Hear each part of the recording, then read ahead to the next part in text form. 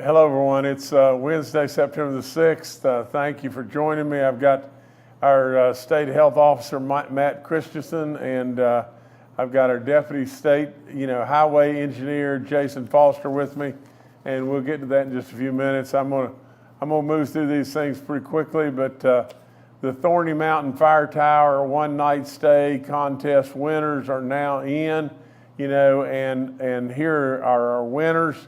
Nathaniel Rogers from Huntington, West Virginia, Patricia Shreve from Morgantown, and Christy Hism from Sistersville,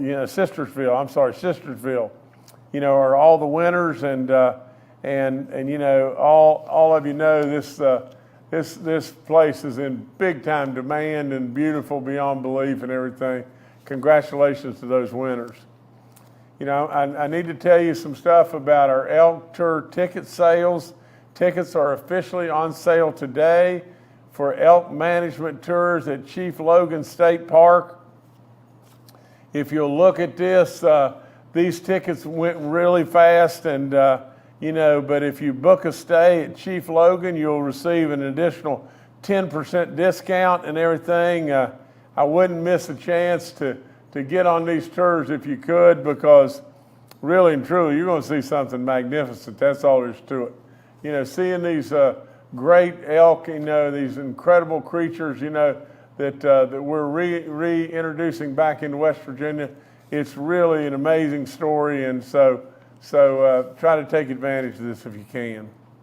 The annual Hunting and Fishing Days celebration will be held this Saturday and Sunday, September the 9th and 10th, at the Summit Bechtel Reserve at Glen Jean, West Virginia. That's the Boy Scout area and everything. Admission and tickets are $10 for adults, and children under the age of 10 get in free. It's a really great celebration of our hunting and fishing in West Virginia, and just it is an amazing show. So absolutely take your children and go, because they'll have a blast, and it's really good stuff, really good. The Minority Business Summit, our Herbert Henderson Office of Minority Affairs is hosting their 9th annual Minority Business Expo at the Charleston Civic Center on Thursday, October the 12th. Registration's now open. If you know folks that are interested in everything, please have them contact the Herbert Henderson Office of Minority Affairs, and where they can get registered to come. It's a great opportunity for all, but our minorities, our women business owners, our veterans. It's just a great opportunity, and be really good stuff. Want to talk to you just a second about the Peyton City water supply and everything. And Dr. Christensen, Matt Christensen, is going to talk to us about this. I'll just turn it over to him. He's got more knowledge than I've got about it and everything. But I want all West Virginians to know that 100% my administration continues to watch and monitor the water and the situation in Peyton City, and we want to try to help any way we possibly can. There is a little snafu here that this is an EPA Superfund site, and they're the lead agency, and sometimes, our federal agencies move a lot slower than what we want to move, and so. But Matt, if you could talk to us, it'd be really good. Sure, Governor, and thank you for bringing up this Peyton City water issue. It is something that's been close on our radar, and we, at your direction, have been coordinating very closely with the EPA as well as with local city officials, emergency management, DEP, and all other stakeholders involved to make sure that we can make the priority of getting this water back into acceptable limits and getting water back on as soon as is possible. As we've talked about in previous press briefings, on August 16th, we recommended the Peyton City Water Department issue a do not consume order based on some preliminary findings from the EPA of detectable levels of a chemical called tetrachloroethylene, PCE, in the local water supply. And Peyton City has been a great partner in complying with that order and continuing to maintain that do not consume and do not use order and keep that in place. As we have progressed through this response, the machine that clarifies and removes this chemical from the system has been brought back on board. We are currently in the process of flushing the system and waiting for sampling and sampling results to come back after that additional flushing to make sure that the water lines have no residual traces of PCE before we can change any of those administrative orders. We've been doing testing repeatedly throughout the water system. But as of right now, residents should know that the do not consume order is still in place and do not use order is still in place, and be alert for more communications from your local authorities regarding the status of that system. As I mentioned in the beginning, collaboration here is key, and coordination with our federal partners in the EPA and our state partners and local partners in Peyton City to ensure that the water quality meets those standards for quality drinking water. As of right now, as I mentioned previously, that do not consume, do not use order remains fully in effect in Peyton City until there's no doubt in our minds that the chemical has been fully flushed from the system. In the meantime, we understand everyone's frustration at the local level and concern with the situation, but our goal remains getting that water back on and doing it safely. So with that, I'll hand it back to you, Governor, and appreciate your leadership on this issue. No, Matt, thank you so much. Appreciate you more than you'll ever know. But now if I'll move on to something that is really neat and really happy. Today, I'm happy to announce that our EMS workforce has grown. Get this number, by more than 600 over the past year.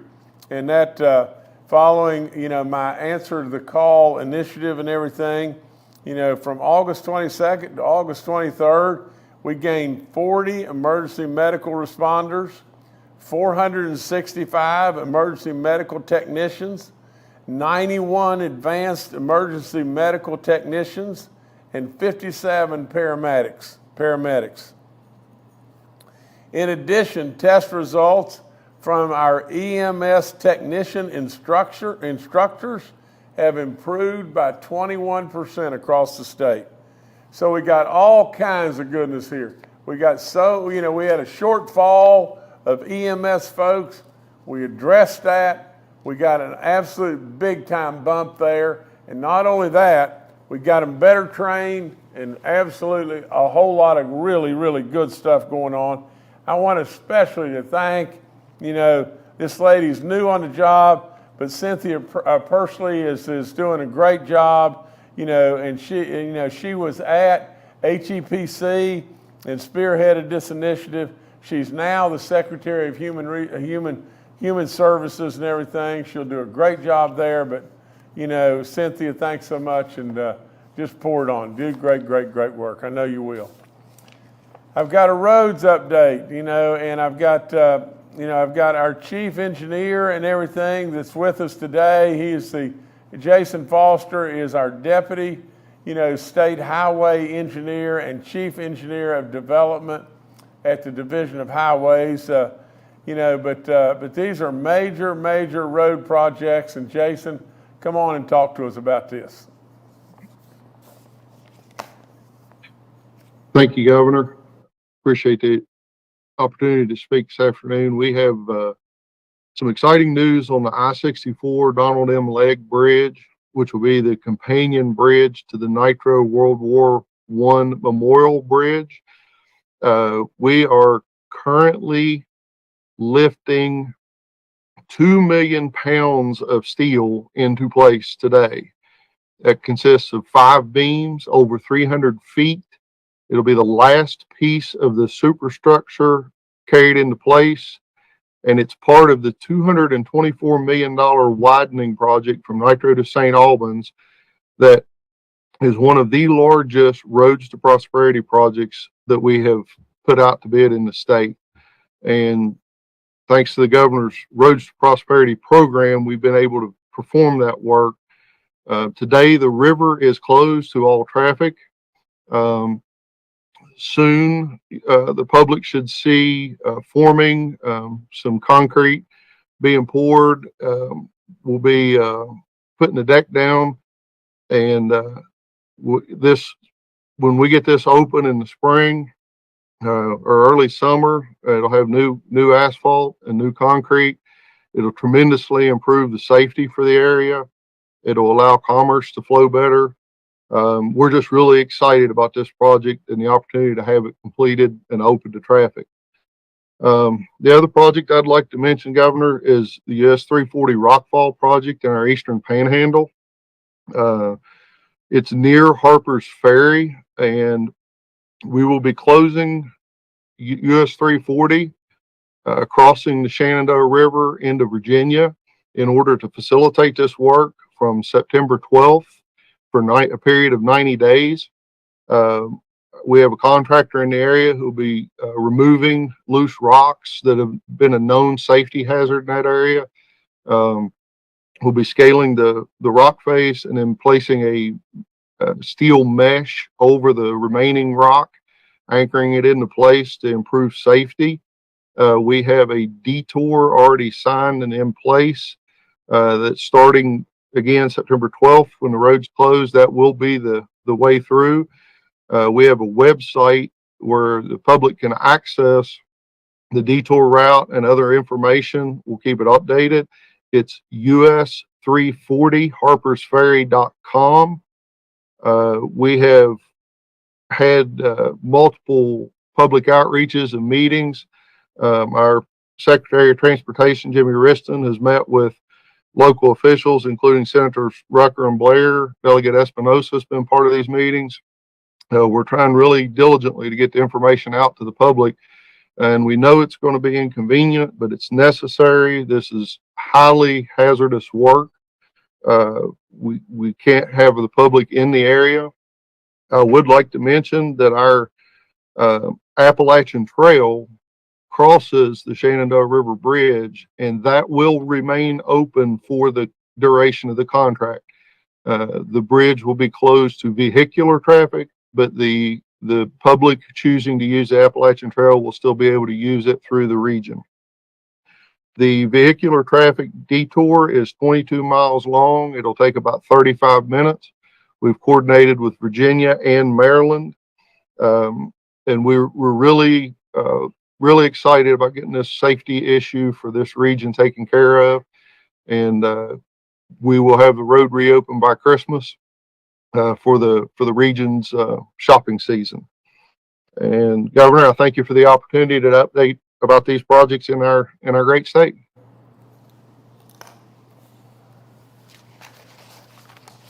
Jason, thank you.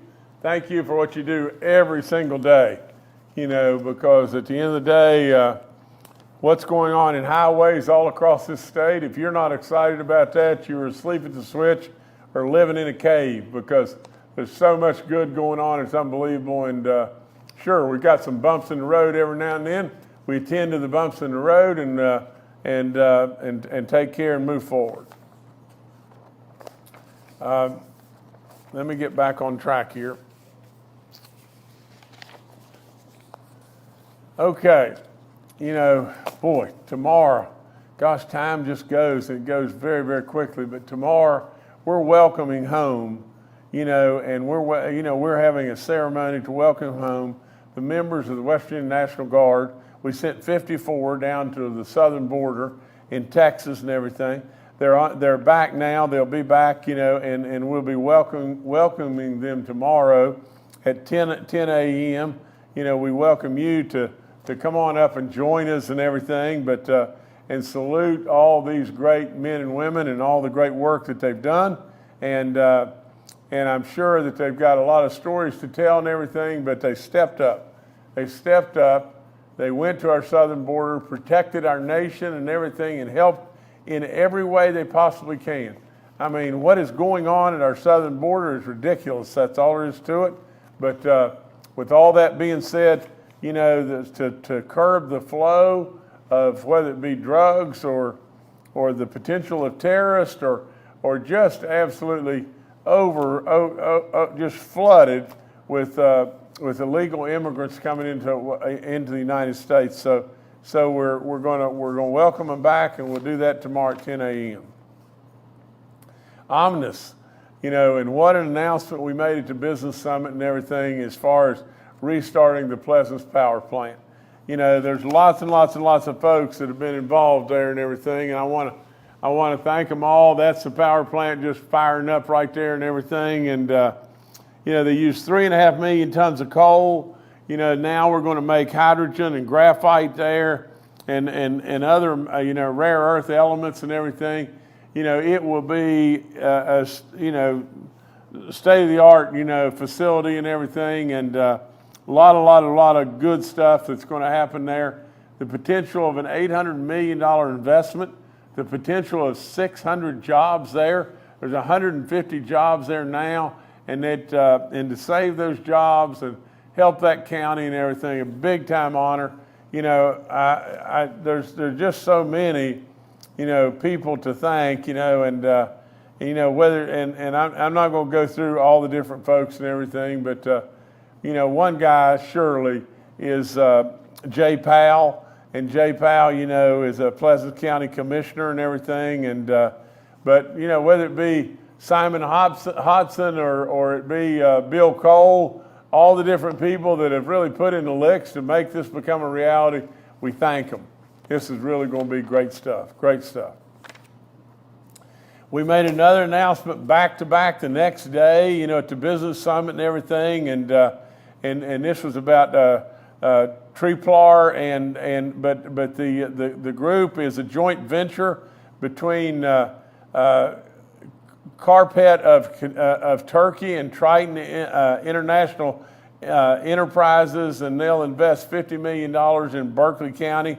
Basically, what they're going to hope to do is grow to 600 really nice, high-paying jobs that are a food packaging, outfit and everything, that they make the packaging that is 100% biodegradable, and so it from the standpoint of 100% home compostable, and so it's just a state-of-the-art facility again, happening right there in Berkeley County. So we congratulate all those, and that are involved, and so we thank them for coming to West Virginia. Now we've got a COVID update from Clay Marsh. I think this is a recorded video and everything, but gosh, don't let us ever forget the incredible work that this man does and has done in the past for all of us and everything. Clay, we can't thank you enough. Hi, this is Clay Marsh, and as always, it's great to join the governor and the press brief. Just for clarity, my segment is being recorded on Tuesday, September 5th, 2023. So there's quite a bit going on in the COVID world right at the moment.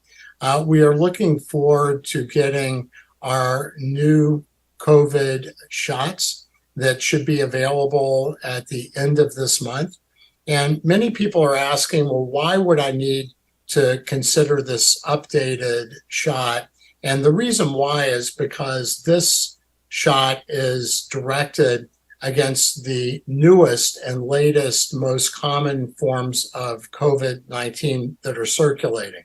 And these forms are now from the Omicron family still, and a specific branch of that family called the XBB family. And so these vaccines are highly effective against this family, which is by far the most common form variant of COVID-19 that is infecting people today. And so getting this shot is going to be important because we know that the benefit of the vaccines that have been given in the past is limited to about 4 to 6 months. So for people in the highest risk groups, that puts them at some risk again. And to that end, we are not sure yet what the recommendations of the Centers for Disease Control or the Food and Drug Administration will be, but we should have more clarity after the meeting on September 12th. but we are very much anticipating that for sure people in the highest risk groups will be recommended to get the vaccine. And as we know, that's in the adult group 65 years of age and older, and also in people who have illnesses that cause them to not have a normal immune system, immunocompromised status, whether that's from cancer chemotherapy or treatment for diseases like Crohn's disease or rheumatoid arthritis. Then your physician, your healthcare team can help you delineate that.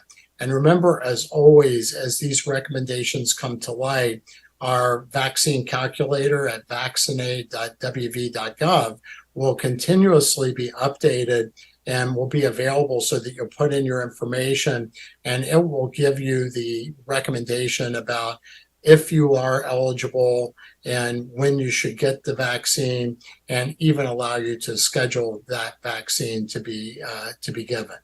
It's also important to recognize that coming up on the fall time, there are two other vaccines that we would very much recommend people in the right age categories to get. The first one is a new vaccine for respiratory syncytial virus, RSV. And there's really two groups of people that this impacts. The first is our youngest part of our population. And so for young people 8 months and older, newborns, particularly as you look at people that are 8 months and younger during this upcoming time, there is a shot available that is not a vaccine absolutely, but are antibodies that can protect these young children from getting RSV. And RSV is a cause of respiratory illness, lung illness, and bronchial tube illness that can cause severe problems in children because of the really small airways that children have. So this is a real breakthrough and very exciting that this can be offered this year. And also for adults over 60 years old, and that RSV shot is truly a vaccine. And we would recommend that anybody over 60 or any child 8 months and under be given those respective shots with the winter upcoming. And also the newest flu shot, which is coming out. And October and November are really the best months to get those shots because the peak effectiveness happens about 2 to 3 months, which is right around the time that we should see the biggest problems with RSV and the flu. As we look around the country and the world, we see that in our country, again, this EG5 variant of COVID-19 is the most common variant. And we're seeing more cases of COVID-19. And even though the number is picking up, we're still not seeing the kind of numbers that we saw at the peak part of the COVID pandemic. But people that get infected with this new variant, this EG5 variant, tend to have fever, runny nose, sore throat, coughing, and we are seeing again some loss of smell and taste with people. So if you get these symptoms and you're in risk groups over 65 or you have immunocompromising illness or you have other medical illnesses, please test yourself. And if you test positive for COVID-19, please consider getting the antiviral medication Paxlovid, because no matter what is the form of COVID-19, Paxlovid works really well in reducing the severity of illness, so protecting people from hospitalization or death, but importantly also reduces the risk of long COVID, having more prolonged symptoms from COVID-19 by about 26%. Which is really helpful. And we also see that keeping up with your shots, the vaccines, the current vaccines, are also really effective in reducing long COVID. We know that around the country, we have seen the number of hospitalizations start to creep up, and we've seen that some in West Virginia. We still are really low compared to the peak of the pandemic, but we saw about a 22% increase in people in hospitals with COVID-19 over the last week or so. And as we scan wastewater, we look at at sewage water, and we can test the amount of virus in that sewage water. And we're seeing in many places around the country that amount of virus we're measuring from wastewater is going up again too.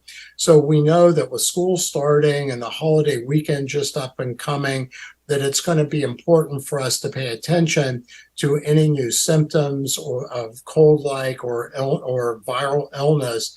And please go ahead and test yourself with your home kits if you have them, to make sure that this is not COVID. And if you do test positive, again, in the first 3 to 5 days after a positive test or symptoms starting, then considering Paxlovid is really important.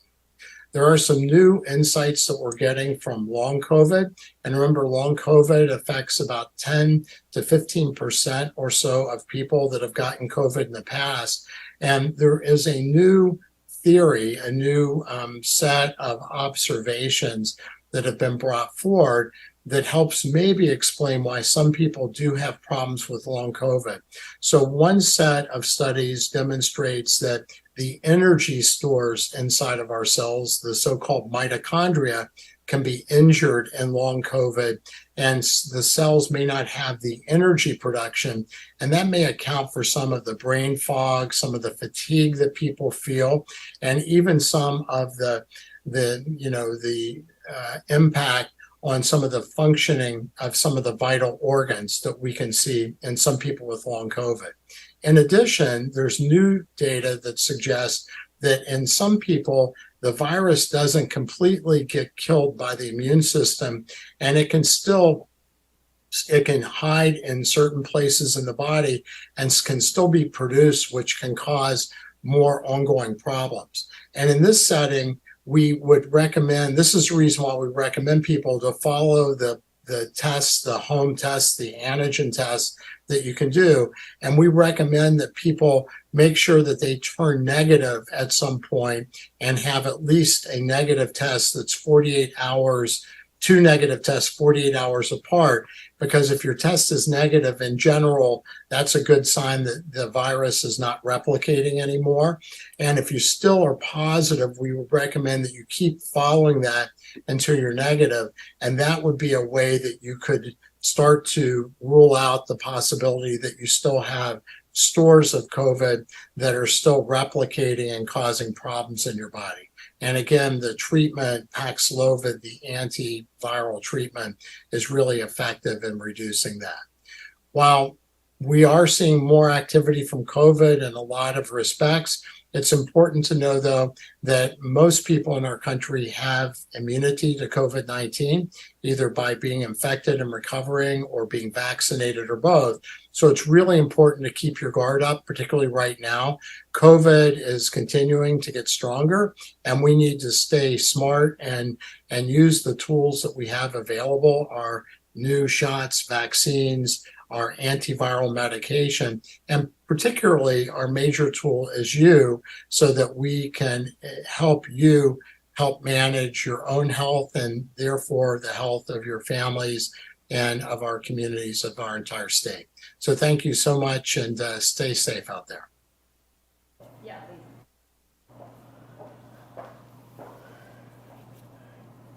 Okay, Doc, thank you so much. And like I said, there's a superstar in my book, a great, great, great friend, somebody that stepped up, and we owe him more than you'll ever know. But thanks again, Doc. And now I guess we're ready for questions. All right, thanks, Governor. We'll now go to questions from members of the media. The first today from Charles Young with WV News.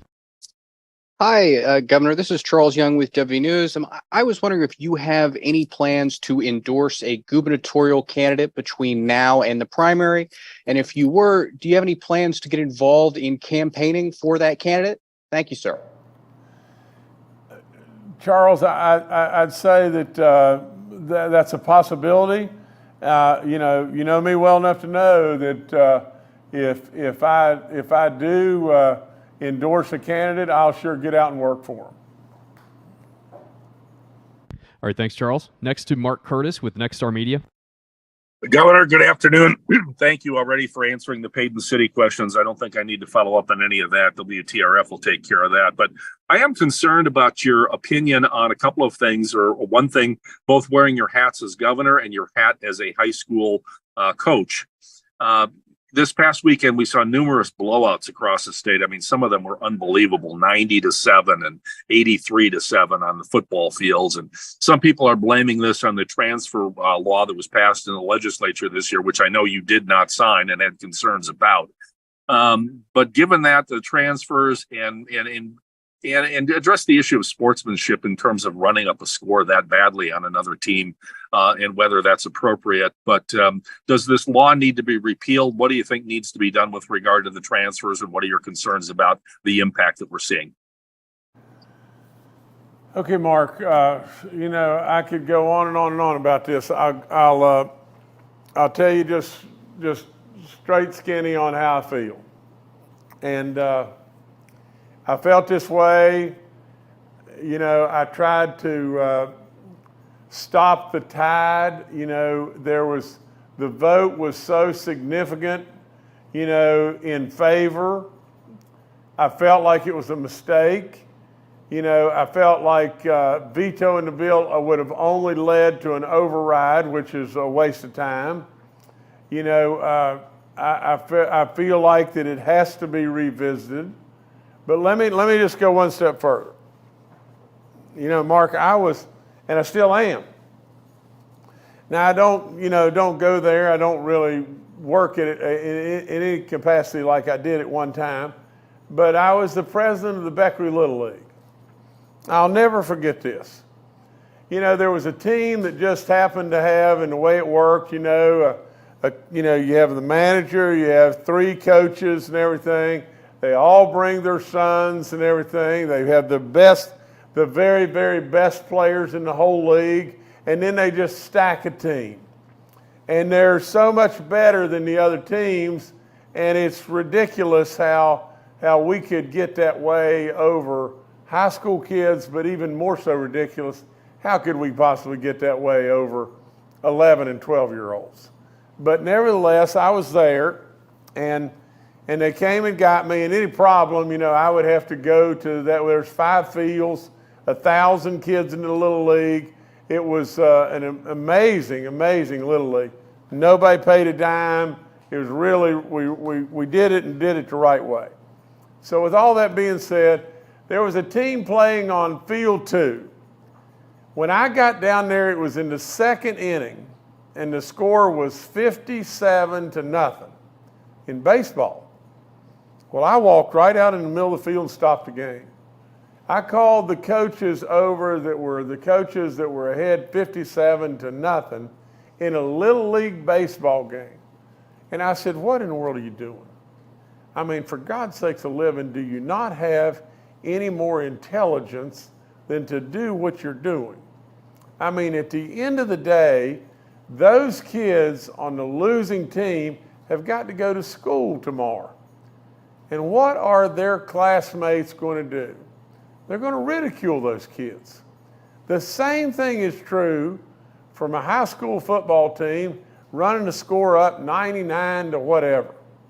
I actually thought it was bad, really bad, what happened at the WVU Penn State game, where you had 40 seconds to go, and WVU, I think, behind at that point in time, 31-15, and Penn State still trying to score. And lo and behold, of all things, what did they do? They scored with 20 seconds to go in the game and made it 38-15. I don't think that's right. I think it's classless, to tell you the honest truth. Now, with all that being said, we've got to revisit this, because all we're going to end up doing is having 5 or 7 or whatever super teams in the state, and we're going to destroy high school sports all across the state if we don't watch out what we're doing. It's a bad move. I don't know any other way to say it.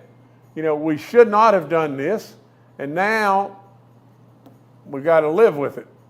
So we need to revisit and to come up with a better solution than what we got. That's all I've got. All right, thanks, Mark. Next, we'll go to Mark Cram with DC News Now. Good afternoon, Governor. Good to see you. On a lot of the minds of a lot of Eastern Panhandle residents, it's the closure of Route 340 next week. We appreciate the overview there from Jason Foster. A couple of questions have been asked. Is it possible to keep one lane open? And then the other question is, what if an emergency vehicle such as a mutual aid, fire truck or something would need to come into that area of Jefferson County? Have those considerations been given? And what can you say that can assure folks that this has been thought through well? Thank you so much. Mark, I'm gonna bring Jason back on and let him address that. But I would say two things. First of all, if it's not been well enough thought through, we better do it. And the second of all, I do believe that it has been thought through. And Jason, if you could add to that, please. You go ahead too, Governor. As far as the one lane accommodation, the fact that the rocks are being rolled off of the hill makes it impossible to have the public traveling through as we're doing the work. And we have thought about that. We've looked at different options. The other thing that we've done over actually the last few years is met with all three states. We've had individual meetings with the 911 service folks in the states. We've asked them if there's areas where they need to stage trucks or other service response vehicles. And they have developed a plan based on the information we provided them to provide the best service they can for the citizens of the Eastern Panhandle and the adjacent two states. So it's been thought through and discussed at length, and we believe we have a sound plan for the 90-day closure. Thank you, Governor.